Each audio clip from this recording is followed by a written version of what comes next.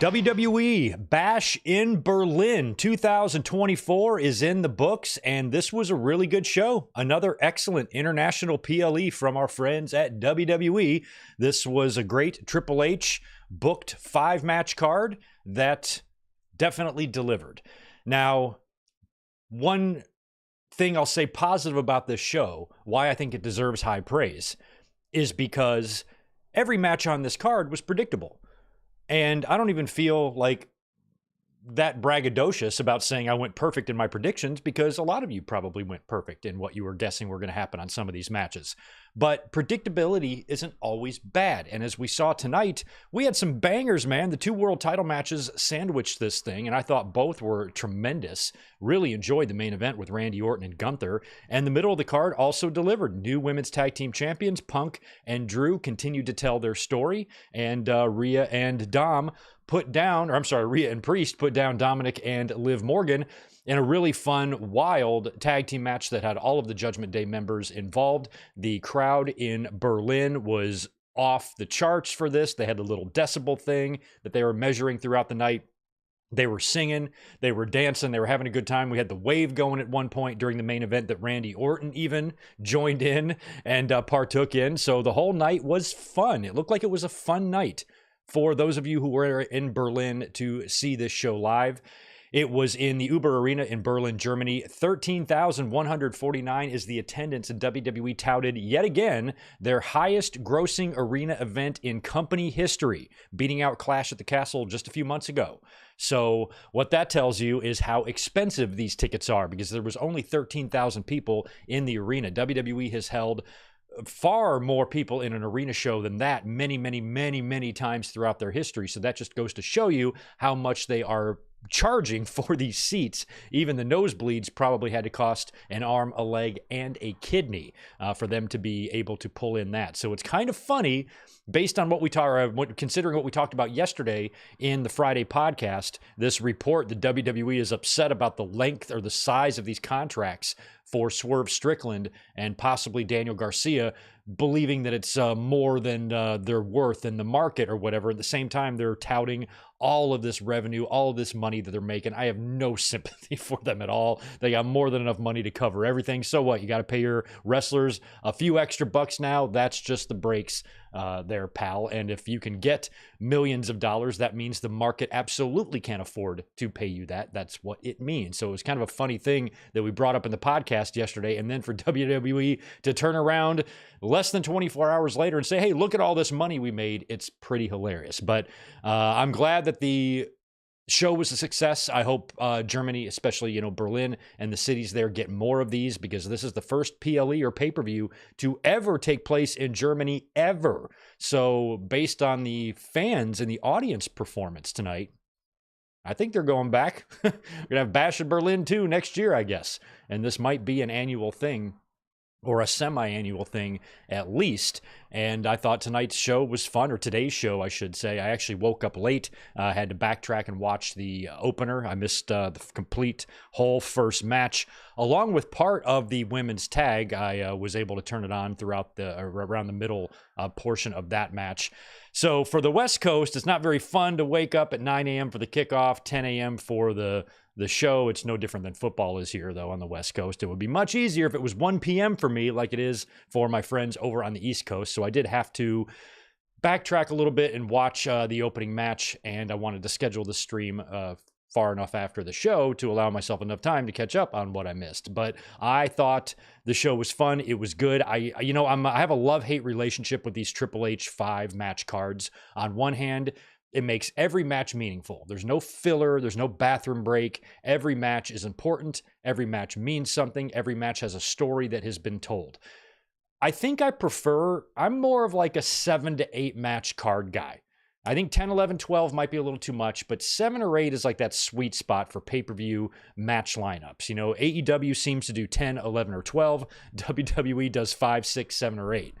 So the big PLEs, the SummerSlams and whatnot, you're looking at more like 7 matches for those cards for WWE, where AEW's, minimum of 10. I feel like. But some of these in-between shows, especially these international shows that we've seen with Bash in Berlin and Clash of the Castle, I believe, were only 5-match cards. And that's kind of the pattern that they've been using. And I don't have much to complain about it because the matches are good. But I wouldn't have minded an extra match or two chucked on this card. We had the open challenge last night for LA Knight. You could have put that on here, although that made a good moment for SmackDown and Ludwig getting that moment in front of the crowd there in Berlin. So all in all, I thought tonight's card, albeit short, albeit predictable, was still very good. It appeared to me like the audience had a great time. And I'm hoping that the fans in Germany made a case for WWE to come back there. I definitely think that they did, because anything that they do, over in Europe, whether it was in Scotland, here in Berlin, in London, they always have raucous crowds, and they're fun, and they make the experience watching it at home even more fun when you don't have a crowd there that's sitting there with their thumb up their ass, like we had seen in some of these, pay-per-views throughout the years over the last 20 years, these throwaway shows in Washington, D.C., getting out there, doing these international shows are really, really helping make the business fun. And it's allowing fans globally to enjoy matches that mean shit, PLEs, fans that are matches and shows that the entire world is watching in terms of wrestling fans, and that's good, and I'm happy for them. So if you were at the show, let me know your experience there in the chat. I think one or two of you have already said that you were at the show. SK, great pay-per-view. I was also live in the show in Oberhausen, I believe. Now correct me if I'm wrong, Oberhausen is Danhausen's brother, right? You went to a show in him? Huh. Cool. Colin Wright, good to see you. Let's do some shout outs while we're here. Garrett Osborne in the house. Let's do some channel members here. We got Max Pokebro, who cannot watch the stream. He is too busy managing. Man, Max, you couldn't manage a target. What is it? Empty-headed fuck? I'm just kidding. What did Hangman get called by Punk? I forgot. Is it empty-headed fuck or clueless fuck? I forgot. Anyway, you're not that, Max. Good luck with your managing today. I'll be doing the same later on this evening. Ricky Zalvadar's in the house. Yo, Ronnie is here as well. Good to see Big J, Denny Downbad, David Brown, and Tony, and Zach, and Isaac. Congrats to Triple H's oldest daughter for going to college. Jesus, his kids are old enough to go to college already? Holy shit. That's nuts. Red Raven Rucker, good to see you. Nick Musser's in the house as well. All y'all that are here saying hello, good to see you. Happy Saturday to you. Usually we're here for the Winged Eagle podcast, but today there's a bunch of YouTubers up right now doing Bash in Berlin reviews. So if you are choosing to watch me, thank you for being here. I appreciate it. We're going to run through this card relatively quickly, and then I'm going to get out of here because I have got to go to work tonight. We are going to be back tomorrow night for a classic watch-along. The link is already up on the channel. WCW Fall Brawl 1999. We're going to check out that show tomorrow. Looks like a pretty fun card, and some of the members and listeners were recommending that we do a watch-along this week that has a Sid Vicious match on it. So this one fits the bill. It's fall. Tomorrow is September 1st. It's almost fall, and Fall Brawl is usually a September pay-per-view. So we're going to watch Fall Brawl 99 tomorrow. Sid takes on Chris Benoit on that show. I think we have a Hogan and Sting main event and some other interesting matches on that show from a time in WCW when I really wasn't watching them. This show tomorrow is going to be about a month before Russo and Ferrara make the jump to WCW, leaving WWE. So there will be a lot of memories and things to reminisce about tomorrow for the Fall Brawl 99 watch-along. Make sure you join us for that. And I believe I've got planned a Raw watch-along on Monday night. Not going to bother, I don't think, with a review on Monday. We'll do a watch-along again, most likely, unless something changes. I'll know for sure tomorrow, so just keep a lookout on the channel for that. And you'll get me a lot of days in a row here coming up. So thank you for being here, and let's get cooking with this Bash in Berlin review. Do me a favor, thumbs up button, smash that. Please subscribe if you are not yet already, and join us tomorrow for the watch-along and Monday for that watch-along too. And the next week, we're going to have a big one. We've got All Out coming up 1 week from today. We will be here live next Saturday doing a live reaction to the pay-per-view. The night before the pay-per-view, this coming Friday, September 6th, I think I'm going to do a SmackDown watch-along. I think. It's my birthday that night, so we might have a little party up in here. And we'll have a fun weekend coming up next weekend on the channel. So just keep that in mind. I will post links to all this stuff this week. So make sure you stay tuned.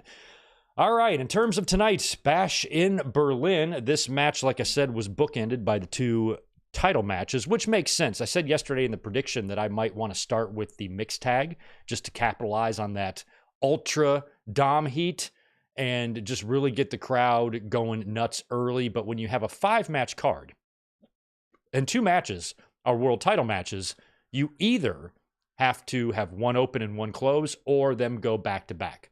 Cody and Owens semi-main, Gunther and Randy Orton main. But instead, Cody and Kevin Owens opened the show. That's totally fine with me. This was going to be a hot match, a good match in front of a hot crowd, and the crowd was ready to rock right off the bat for this one. Now, we saw last night on SmackDown that, Kevin Owens revealed that he's aware that Cody Rhodes has the bum knee. He's seen him limping around. He knows he's working through a knee injury right now.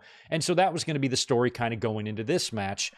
Kevin Owens, is he going to have the prize fighter Kevin Owens mentality? Is he going to have the killer instinct to go after these injuries, to go after these weaknesses of his good buddy, Cody Rhodes? So the whole story around this is not really if, but when Kevin Owens is going to do the deed and turn heel. We thought he could have done it last night.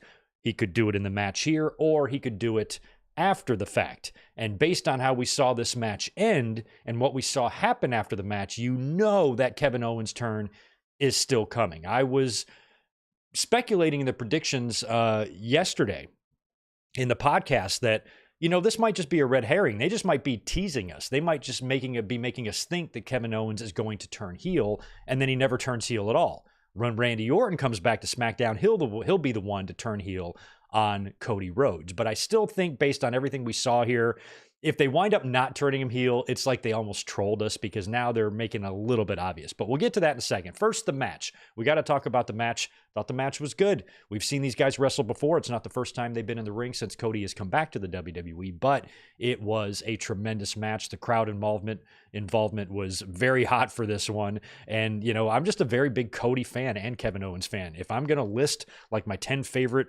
wrestlers / human beings in the business right now, both these guys are on the list.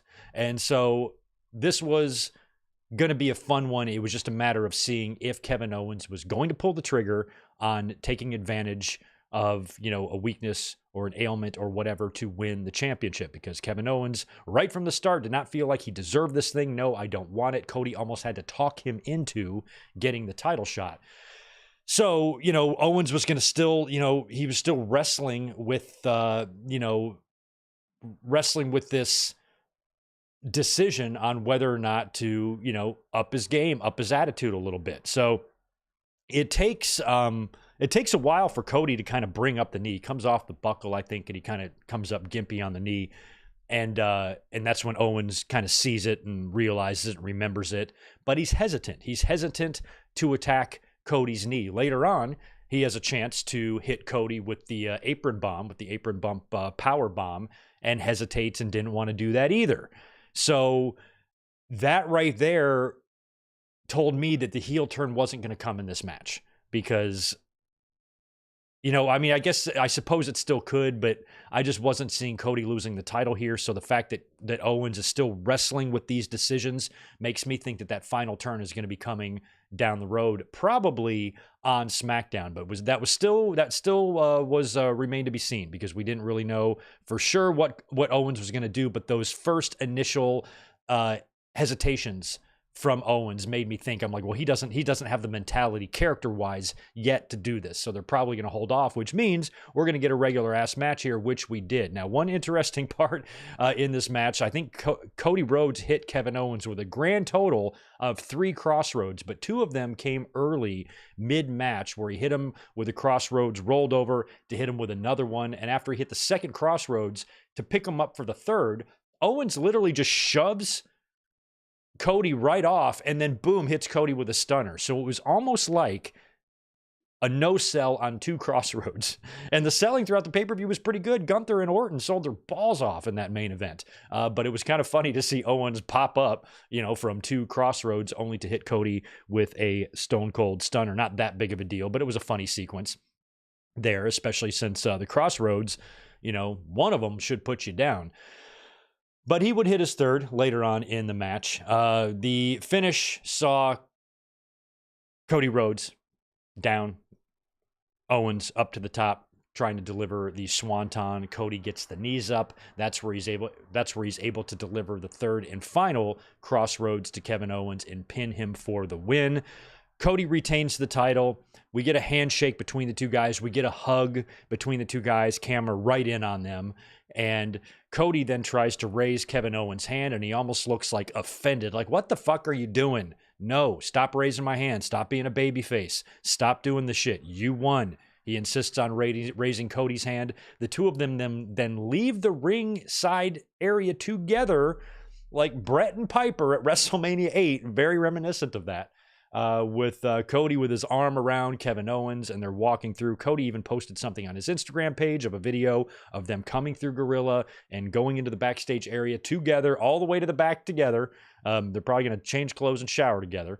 And that whole walk back, that to me is telling me that these guys, or Kevin Owens, is headed still for a heel turn. It might not have happened here, but I think that it was very telling when Cody tried to raise his hand and Owens was like, God, you could almost like read his mind. He's like, God damn it, Cody. I told you I didn't want this match to begin with. You forced it on me. Now you have me make the match, and now you're going to try to, placate me by raising my hand. Fuck all this. No, you won. Raising. You can tell he's like kind of getting frustrated with the whole thing. So I think that we're still going to get a Kevin Owens heel turn. I speculated that maybe it wouldn't happen, and Randy Orton, when he comes back, would be the one to turn heel. Maybe they send or trade Kevin Owens over to Raw for a fresh start over there.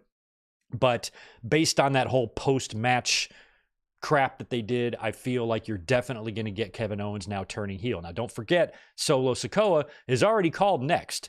He's called next a couple of times on TV. So you're going to get Cody and Solo again at some point. They wouldn't have Solo mention this over and over again on the mic if they weren't going to do this match. So the question is, when are they going to do the match? You got Bad Blood coming up in a month, but I think Cody and Owens should run it back at Bad Blood. I think between now and Bad Blood is when you do the Kevin Owens heel turn. And then if you do that, you can do another match at Bad Blood if you wanted. I really don't want to have 5 weeks of Cody and Solo Sikoa build for Bad Blood. That would suck.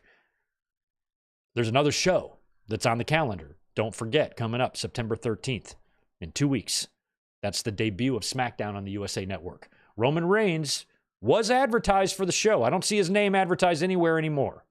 So maybe they're saving him to be a part of a Cody Rhodes and Solo Sikoa match. So if you're going to have the first SmackDown on USA, you want to book a big show. So either book Roman in a big segment, or if you pull that advertisement, maybe you do Cody Rhodes and Solo Sikoa. You could do Cody Rhodes and Kevin Owens. I think one of those two matches will happen. I think these two matches, Cody versus Solo and Cody versus Kevin Owens, are both going to happen. One's going to happen on SmackDown on the 13th. The other one's going to happen at Bad Blood. So maybe you do Owens and Cody on the 13th.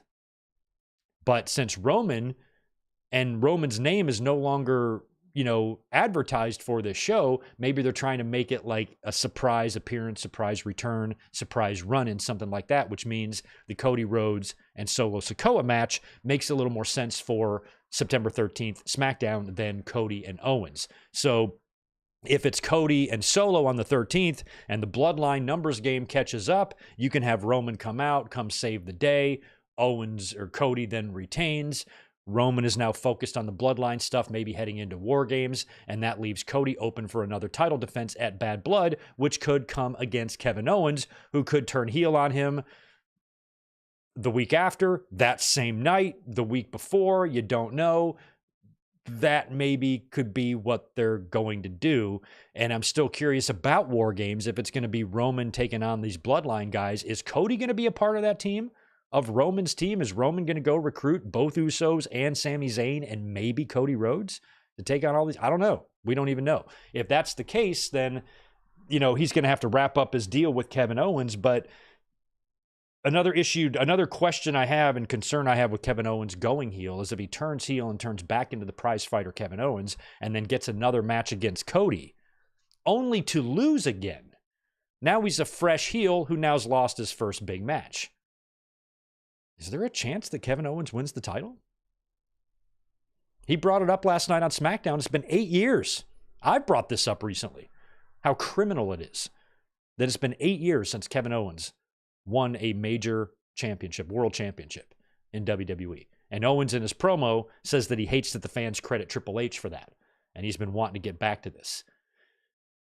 If you're going to turn Kevin Owens heel, I'm going to make the case. I might be one of the only fans making this case. I'm going to make the case for him to take the belt from Cody and lose it back to him. Do the Sid Shawn Michaels thing.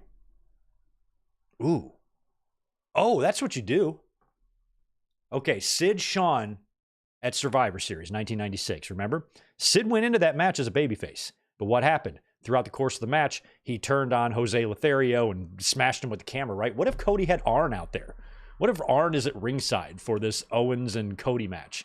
And then Owens nails Arn, beats the shit out of Arn Anderson right there, pulls him over the barricade, starts putting the boots to him, beating the crap out of him. Cody's flipping out, and going after and so concerned with Arn that he's not paying attention to Kevin Owens. And then Owens is able to, hit him with a chair, hit him with a camera, throw him in the ring, boom, pop up, power bomb to Cody. 1, 2, 3, and new. And Kevin Owens wins the world title. Rematch at the Royal Rumble. Cody wins it back. They did it in 96. It worked like a charm with Sid and Shawn. Why wouldn't it work here? Just something to think about. I mean, would it matter? Like, do they want Cody to have a year-long run? Do they want Cody to take the title from WrestleMania 40 to WrestleMania 41? If he's going to drop, if he's going to face The Rock or something and drop the title or even beat The Rock, what's the difference if he trades the title in the fall with somebody? You now put another world title on Kevin Owens. He can hold the title from Bad Blood to Royal Rumble. Cody wins it back and then goes into WrestleMania to do whatever the hell he's going to do. Just a thought.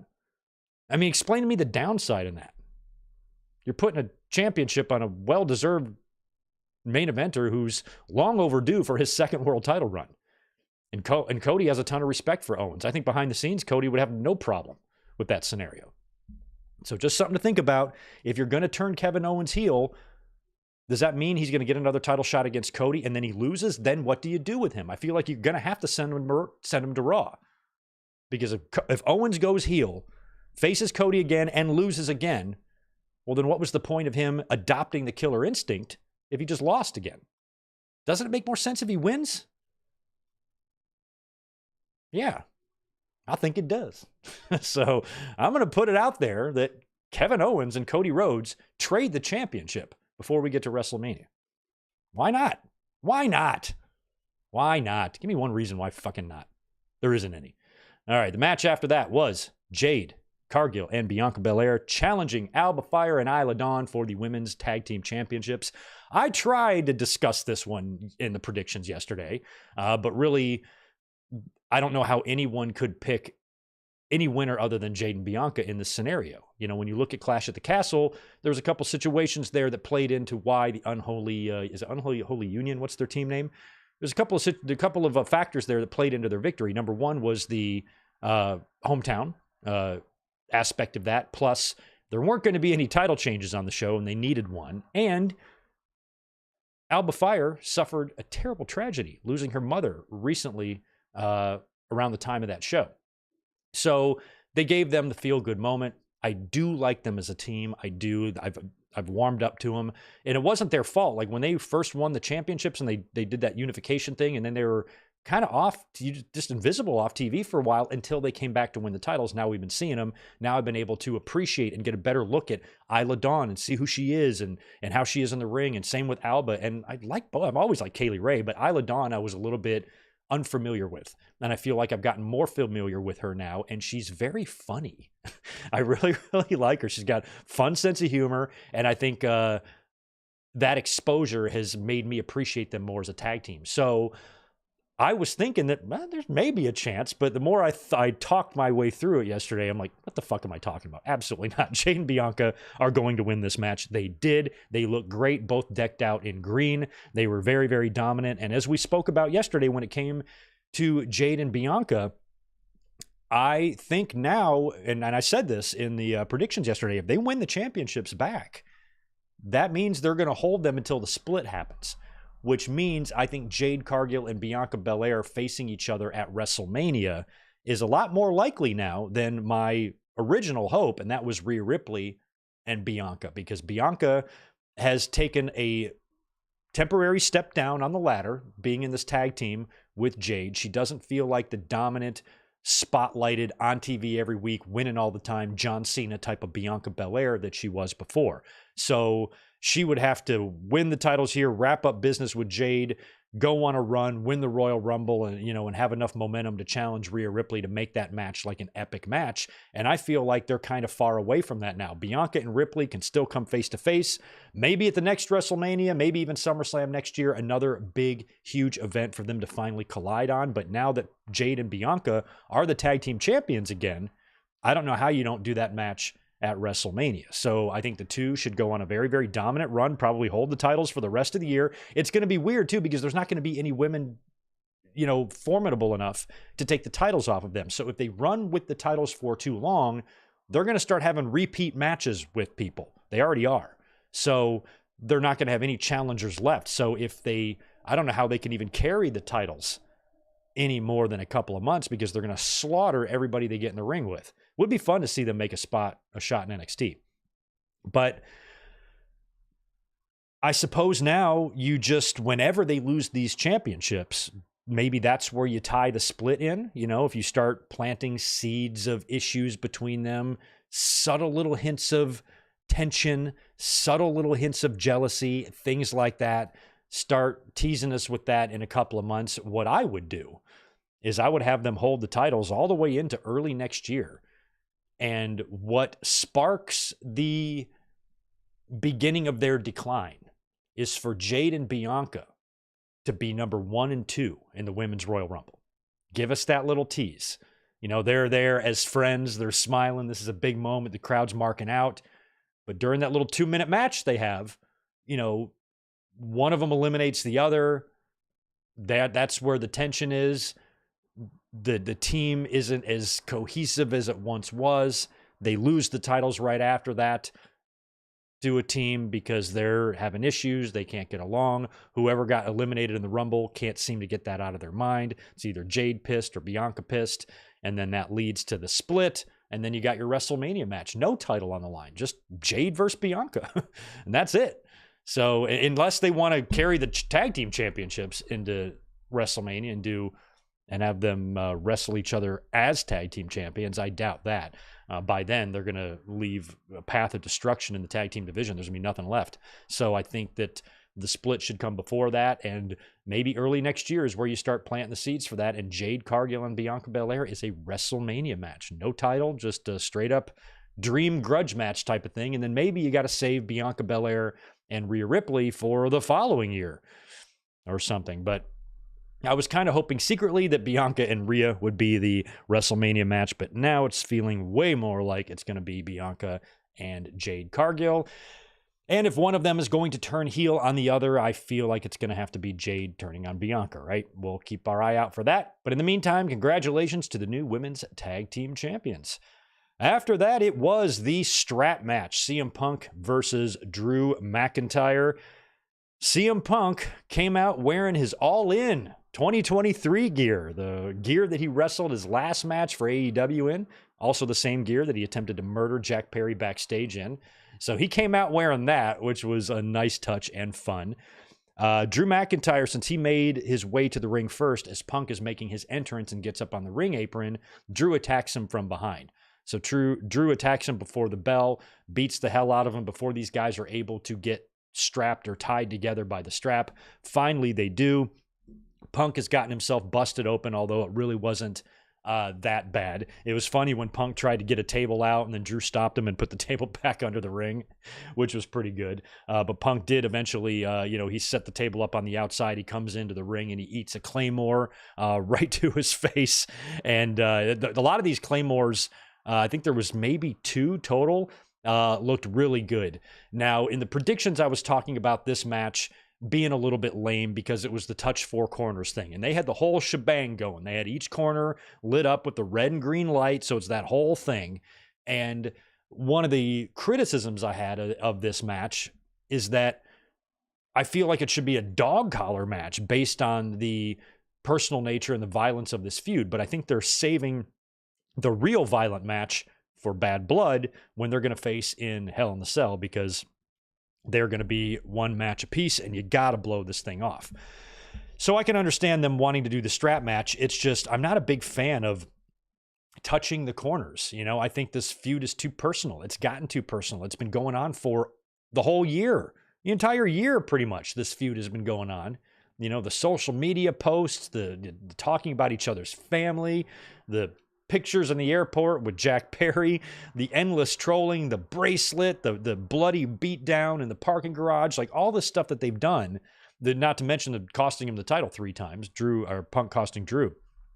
I just thought that, you know, whipping someone with a strap, all it is painful and uncomfortable. You know, a strap isn't going to break your bones. You know, a strap isn't going to break your leg. You know, where a chair or a chain will, or break your nose or something, all they're going to do is just whip each other. And then you don't even have to win by knocking your opponent out or choking him out. You have to win by just tapping the 4 corners.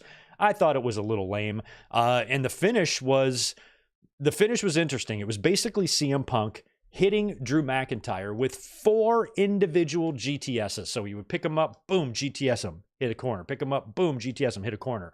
And he basically did that. Now, I always thought you had to touch the corners in succession without getting interrupted. Now, a couple times they were being interrupted when Punk would go to touch a corner, then another one, and then Drew would nail him. But I didn't think you could touch a corner and then deliver a move and then go touch another corner.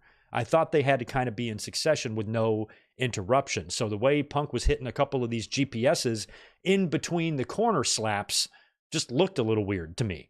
But Punk touched the 3rd corner. He went and lifted Drew up for, I believe, the 4th total GTS. Correct me if I have my number wrong there. Hits Drew with the 4th GTS. Bam! Emphatically.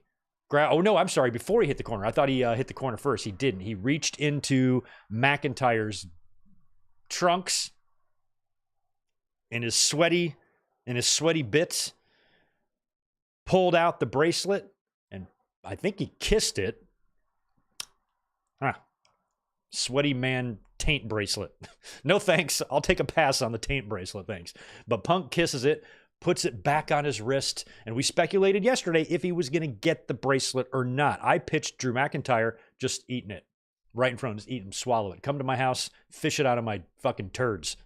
That's what I wanted him to do. And I thought maybe they would hold off the bracelet until Hell in the Cell, but Punk was able to retrieve it here. Once he got it, he slapped the 4th corner, winning the match, laying out Drew. And I liked that. This match was, one good thing about the strap match is it was a way to protect Drew McIntyre. It gave Punk a victory over McIntyre without having to beat him, without having to pin him, without having to choke him out. And now you can set up a rematch at Hell in the Cell. Now, maybe McIntyre, I mean, I don't think they would do this. This would be silly, because I already think they likely have a bunch of these bracelets made because they're very easy to break. I'm surprised during some of these matches and all this combat between Punk and McIntyre, this bracelet hasn't snapped. I thought McIntyre was going to tear it up or break it, possibly eat it. Maybe McIntyre reveals, because you got to get to the next match. So on Raw, on Monday, they're going to have to do something. Well, maybe not even that soon. We got a long time until October.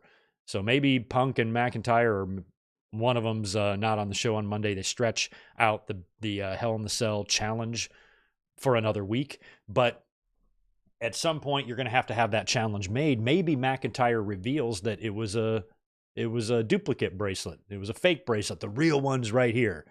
You know, I don't know why that would matter, but he might reveal that he still has the bracelet and CM Punk has a fake bracelet.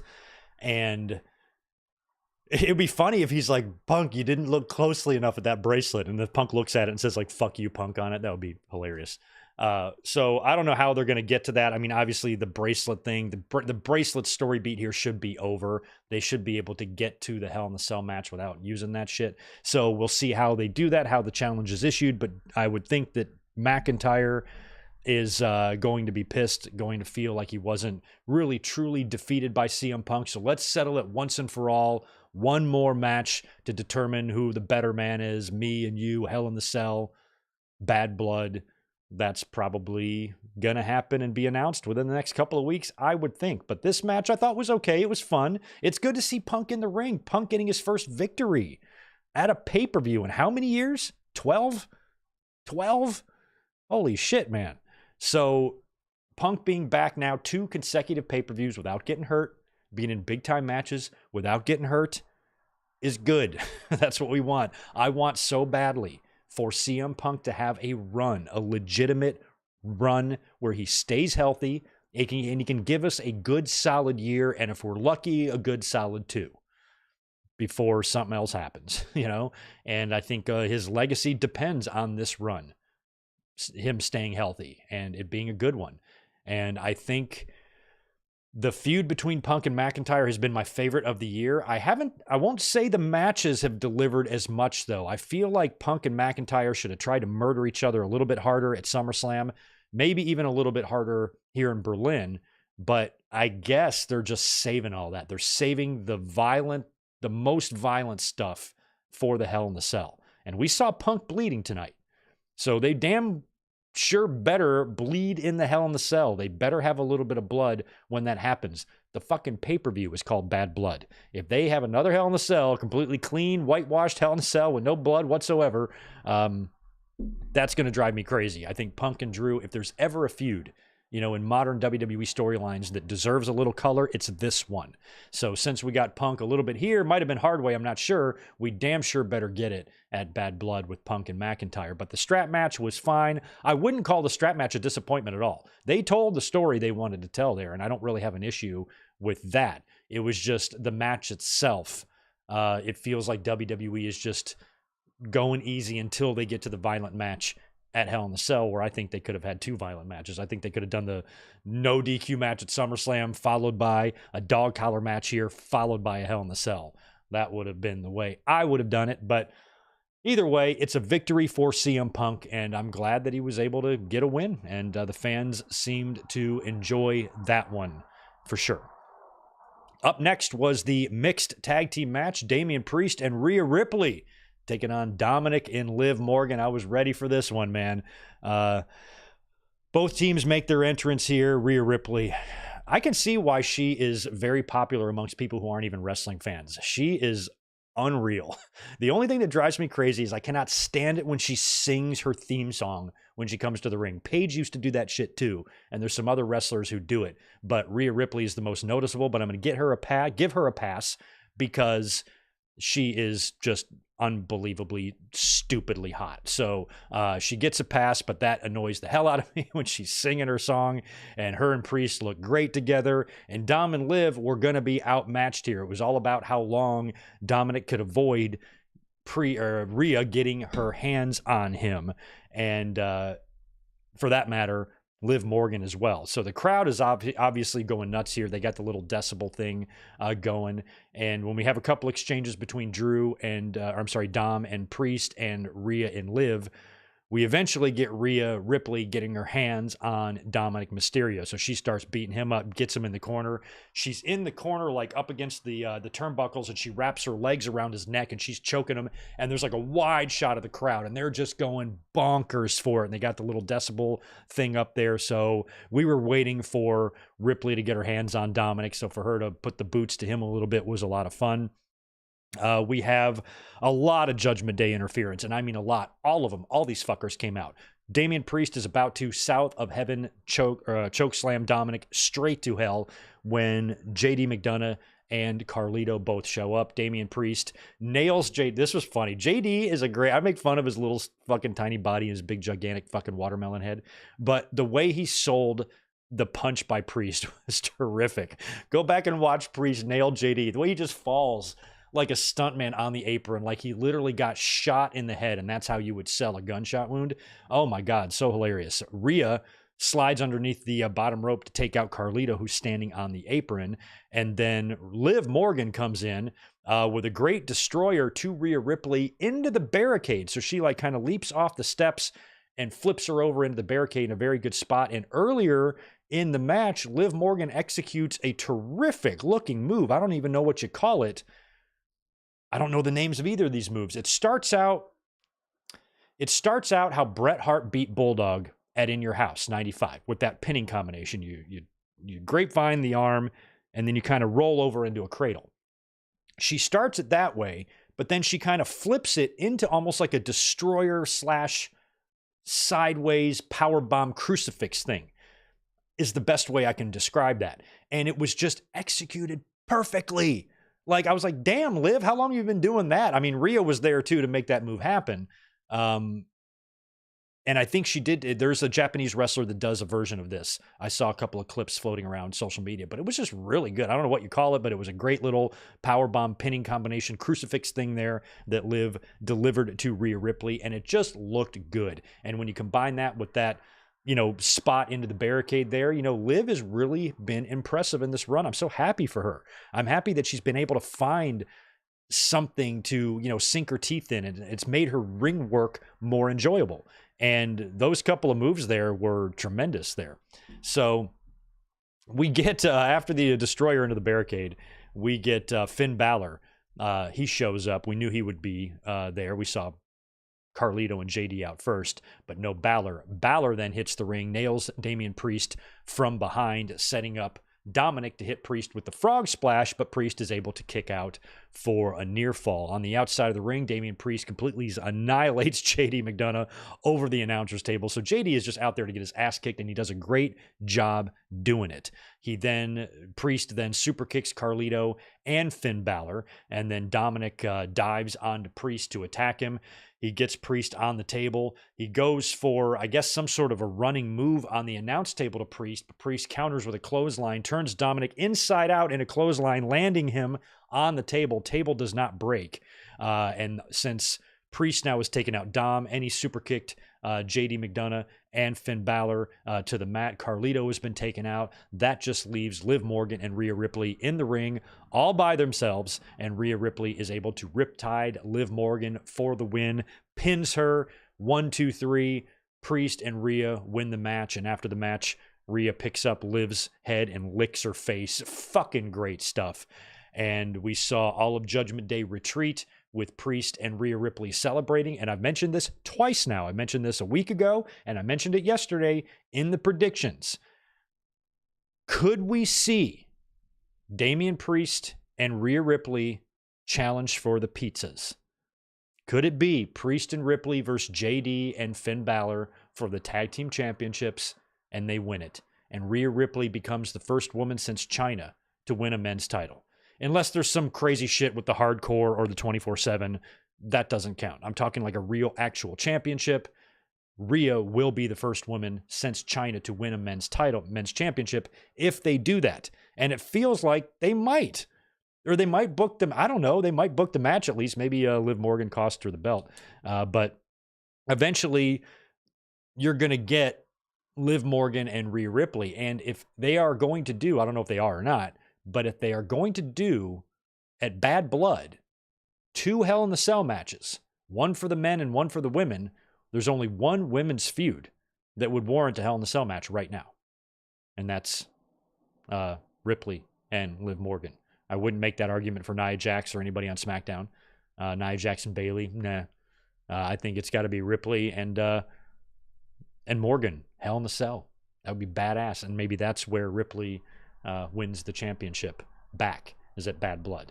But they could win the tags. I'd be totally fine with that. I'd be perfectly fine with Rhea Ripley making history. I would absolutely love it.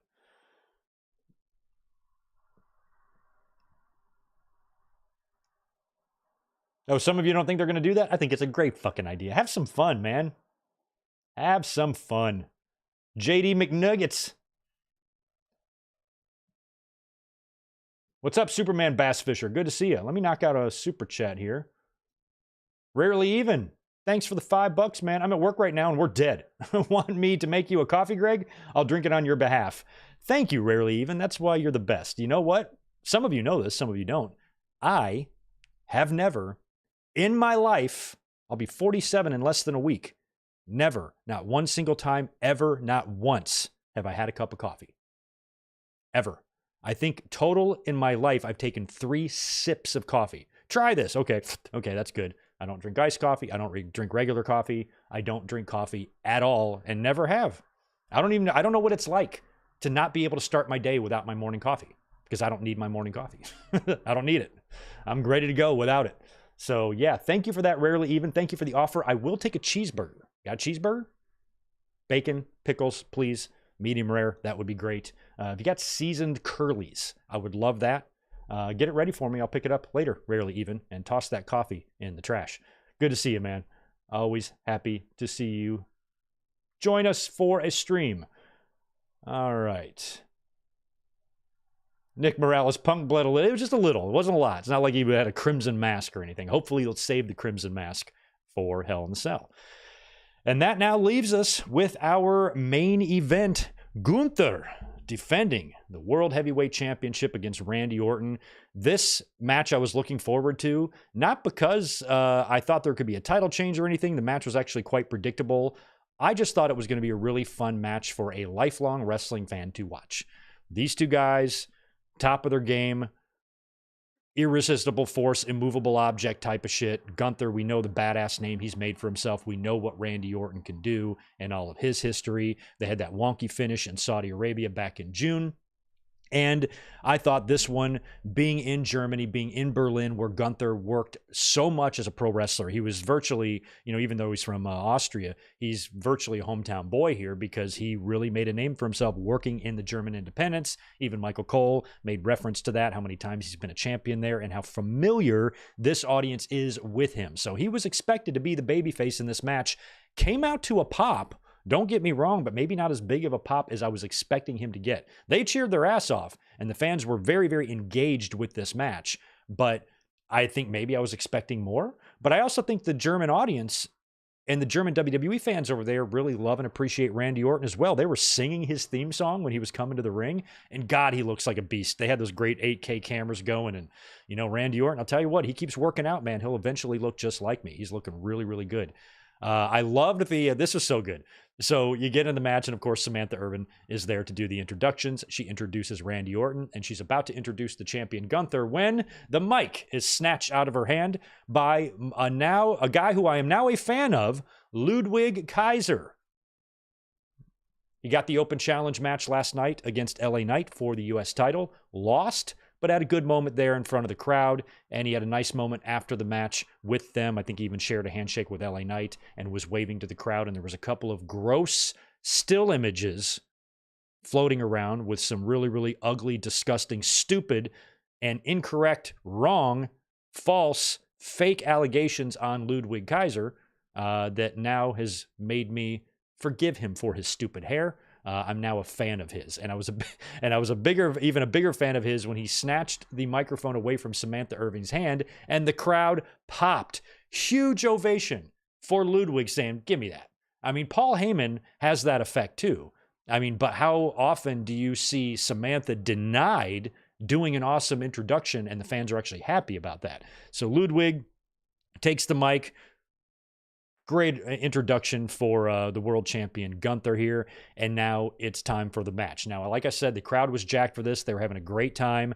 At one point during the match, they broke out in the wave, and Randy Orton, there was a lot, especially in the early parts of this match, where he was standing almost in awe or almost in amazement. Randy Orton has wrestled in front of some big crowds and some wild atmospheres before, but he almost had a look on his face like this was something he had not yet seen, or he had not seen before, being a part of this. Randy Orton and Gunther, I think both were very clear that they wanted this to be the main event, and Randy Orton had not been in a one-on-one pay-per-view main event or wrestled in the pay-per-view main event in like 4 years or something like that. So the fact that he was able to get this match and be in the main event and being in front of a crowd like this seemed to be really important to him, and he was really taking it in. Was really amazed just with the crowd involvement here. And then when they broke out in the wave to see Randy Orton participate in that was a lot of fun. But this is a perfect example of why this match was a perfect example of why, in-ring work and storytelling are not two separate things. They are one in the same. There's been a lot of that discourse and chatter going on. What do you think is better, in-ring work or storytelling? In-ring work is storytelling.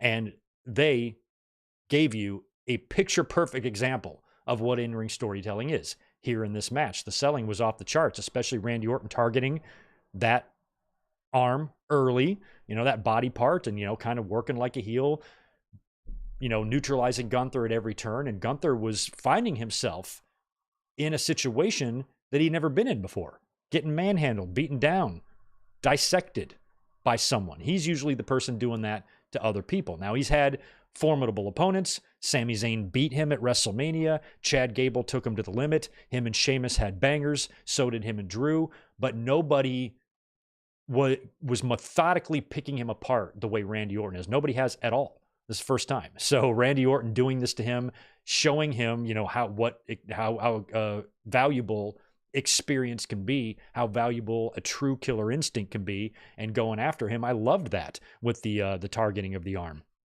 We did get one RKO out of nowhere, right in the middle of the ring, that Gunther kicked out of.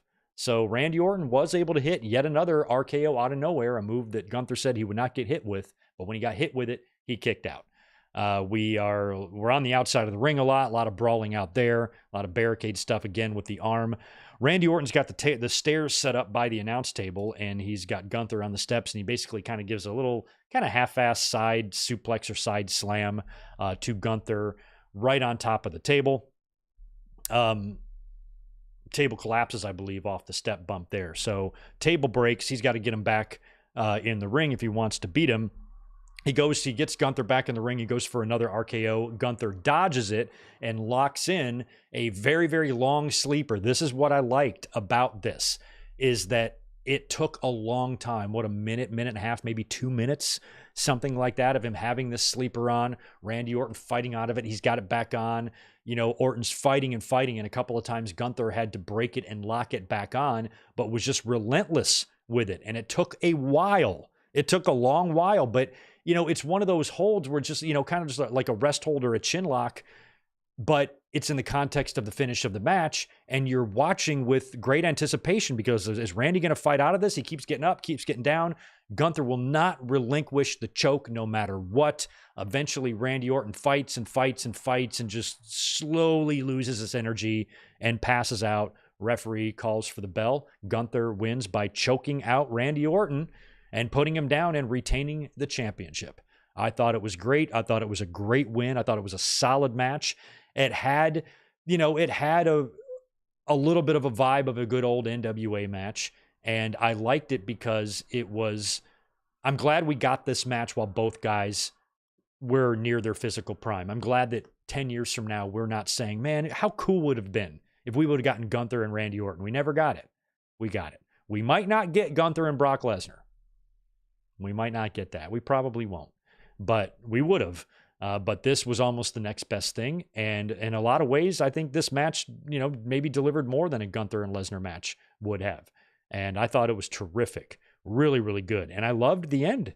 The end just, the end reminded me of why no matter what ups and downs the business goes through, there is something in my heart that, will always love pro wrestling. Because when Randy Orton went over there and shook his hand, I mean, we've seen a lot of great competitive matches that have ended in a handshake, but there was just something about this one.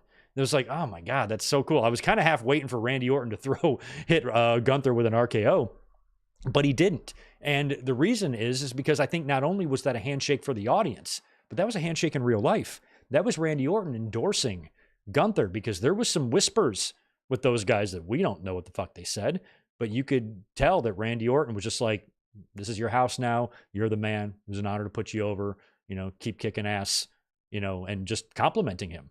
And I'm sure Gunther was very, very gracious in return that Randy Orton did this for him, technically putting him over twice, in Saudi Arabia and here now in Berlin, and putting him over in emphatic fashion with Gunther choking him out to defeat and retain his championship. A very, very credible, bona fide Hall of Famer and WWE legend that is just a title or two away from, the most of all time. So that right there to me was an endorsement on Gunther. It shows how much the company has faith in him, how much the talent has faith in him. Gunther approaches wrestling, his character approaches things much differently, than a lot of heels have in the past. And there's a uniqueness to him. And I just think this guy is the future. And that was just a great match, a fun match, excellent title defense. That's all I was looking for here. I just wanted Gunther and Orton to have a classic and a match that Gunther can look back on and say that was, one of the moments that made me. My first ever title defense against him in that city. Apparently, according to somebody in the chat, wearing his SummerSlam 2004 gear. I didn't pick up on that. I saw Punk's gear from All In, but I didn't see this. So that handshake and all that was awesome. And then after the match, Gunther cuts a promo in German, I guess, to the audience there. And we couldn't understand him, but he mentioned Triple H's name, and crowd really seemed to like that. And I'm sure he was telling them how gracious he was and how thankful he was that they were there and all that stuff. I'm sure there's going to be a translation out there for that promo at some point, but having him be able to get that moment with the crowd after the match was also very cool. And everything about that main event I liked. I'm glad that match went on last. It should have been on last. You can make a case that Cody is the top guy in the company right now. That's all fine. But when you have when you're in a certain arena, you got to do what's right. And Gunther and Orton absolutely needed to be the final match here tonight. And Bash in Berlin was a very good show. Condensed, small, 5 matches and quick, but at the end of the day, very good. And all 5 of these matches, in my mind, delivered. Obviously, probably the weakest one was the women's tag, but that wasn't a bad match. It was just the weakest of the 5. And we saw a title change there. The other matches delivered pretty good. Cody and Owens was spectacular. I like what they did with McIntyre and Punk, even though I had a few minor criticisms. Priest and Rhea Ripley kicking the shit out of those 2 schmucks was fun to watch. And of course, Randy Orton and Gunther in the main event was the epitome of what a lifelong pro wrestling fan should want in a main event. And they gave me that. So all in all, good stuff tonight from our friends in the Fed, giving us an awesome Bash in Berlin. We'll see how they turn right around on Monday night and follow this up. Raw on Monday. We will be here probably for a watch along. That's my plan as of right now, is to come up and watch Raw together.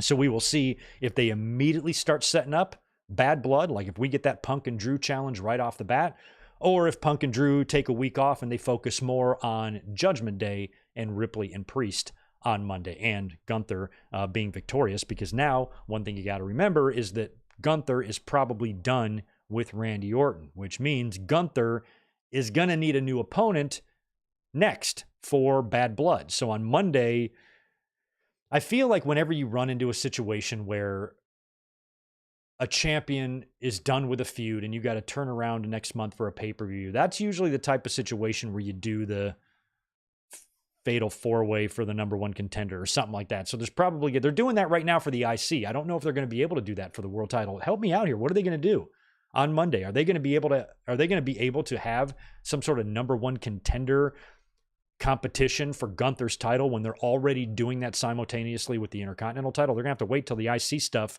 runs its course and they have that winner determined, then figure out the world title. Unless when Gunther comes out on Monday I might have had an idea. Maybe when Gunther comes out on Monday, he's interrupted and challenged by someone. But who could challenge him that would just warrant a title match? Who would challenge him and Adam Pearce would be okay with them saying, okay, you can have this title match. You don't have to earn it or anything. Who has the track record right now strong enough to just flat out earn that shot, no questions asked? Just one guy. Sami Zayn. Sami Zayn. I was thinking they could do Sami Zayn and Gunther again next year. Maybe they do it early. Maybe they do it at Bad Blood. Maybe Sami Zayn comes out on Monday. He's been off TV, don't forget, and challenges Gunther for the World Heavyweight Championship. I beat you. I ended your reign at WrestleMania. You owe me a title shot. You owe me a chance to do it again. And then Adam Pearce is like, well, can't argue with that. All right, the match is made for Bad Blood. Maybe they just do something like that. Otherwise, who is Gunther going to face next for the championship? Who do you think? Give me your ideas. Good point. Could be a battle royal. Thank you for the $1.99 name I will butcher if I attempt to pronounce. I'm going to call you Pingucci. How about that? Thank you so much, my friend. Greetings, ya Bagunda. Blessings, Gregory Pooh. You're my favorite super chat every time. The Juliet is here. Thank you for the 5 from you. Cody announced during the presser, Raw bows on Netflix January 6th. Okay. Did we have a date on that? I thought we already had a date on that. I thought it was like later in January. Okay, January 6th.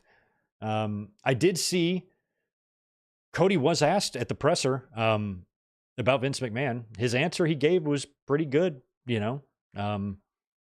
Basically saying he's like, we learn the information at the same time you guys do, and you know, we're just trying to do our jobs here, and it's a delicate situation, you know. But he was asked about it. But I'm just dying for, you know, one wrestler to be asked about this and just be like, fuck Vince McMahon. But I think it's just hard for some of these guys to say that. I mean, it's got to be hard to denounce and you know, disown someone who, you know, has done so much for you. You know, we're not in that situation, but I know if it was me, I'd be up there. I'd be the first one denouncing Vince and what a creep he is. My God. All right. Well, I think that's going to do it, guys. I got to get out of here and head off to work tonight. And tonight is my Friday, and I've got a couple of days off. But we will be here tomorrow night to watch WCW Fall Brawl 1999. Looking forward to that one.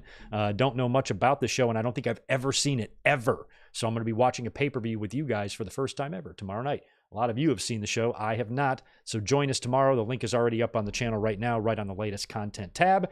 And we will be back tomorrow night for that. And we'll be here Monday night as well. Thank you so much for tuning in today for the Bash in Berlin review. And I will catch you